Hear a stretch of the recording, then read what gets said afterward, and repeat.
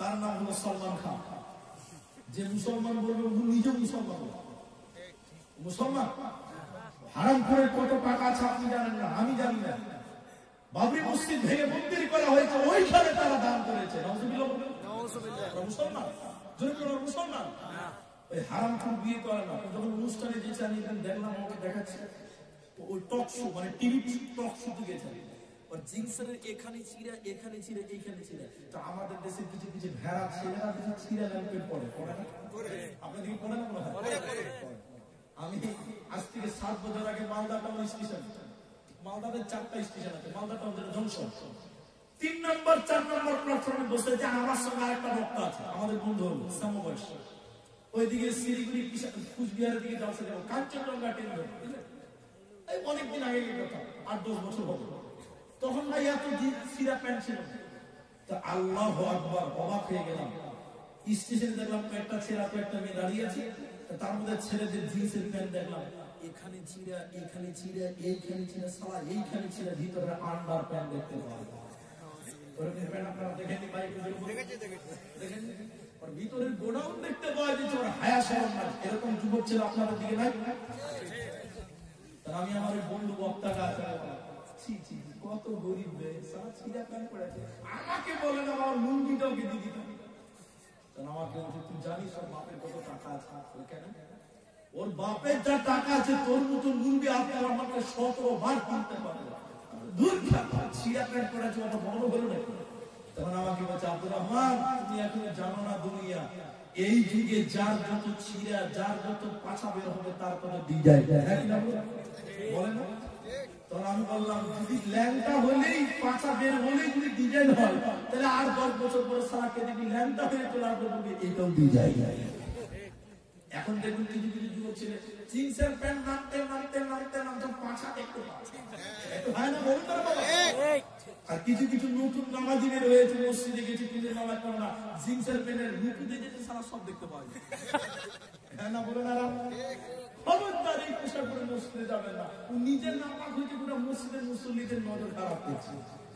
আর ওই জিনিস যখন উদাহরণ করে দাঁড়াবে, তখন নামাজে আমাদের নামাজ হবে না, অনেকটি কথা বললাম, একটা কথা বুঝাতে গিয়ে। এই পোশাক গুলো মুসলমান ছেলেরা পেল, কাদেরকে দেখলো? নায়ককে দেখলো, গায়ককে দেখলো। নবী বললেন যে যাকে আদর্শ রূপে মানবে, নেতা হিসাবে মানবে, ওর সাথে ওর বিচার হবে।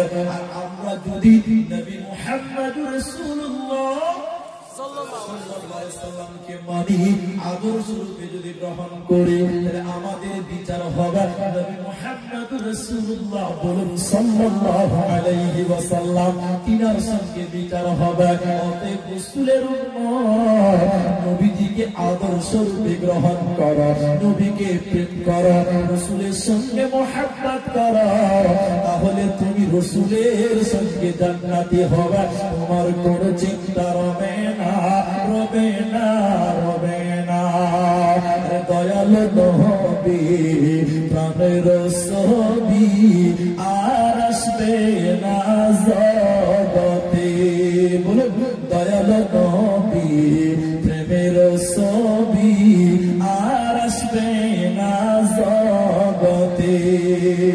আর 63 সাল জিন্দেগি কান্দে বলে উম্মতি, 63 সাল জিন্দেগি কান্দে বলে উম্মতি, এখনো আছে শুয়ে মদিনাতে। হায়রে দয়ালু নবী, প্রেমের ছবি, আর আসবে না জগতে। হায়রে দয়ালু নবী, প্রাণের ছবি, আর আসবে না জগতে। হাসর দিনে উম্মত বিনে, হাসর দিনে উম্মত বিনে, যাবে না নবীজি জান্নাতে। হায়রে দয়ালু নবী, প্রেমের ছবি, আর আসবে না জগতে। হায়রে দয়ালু নবী, প্রেমের ছবি, আর আসবে না জগতে। তাহলে দুনিয়াতে আমরা সবাই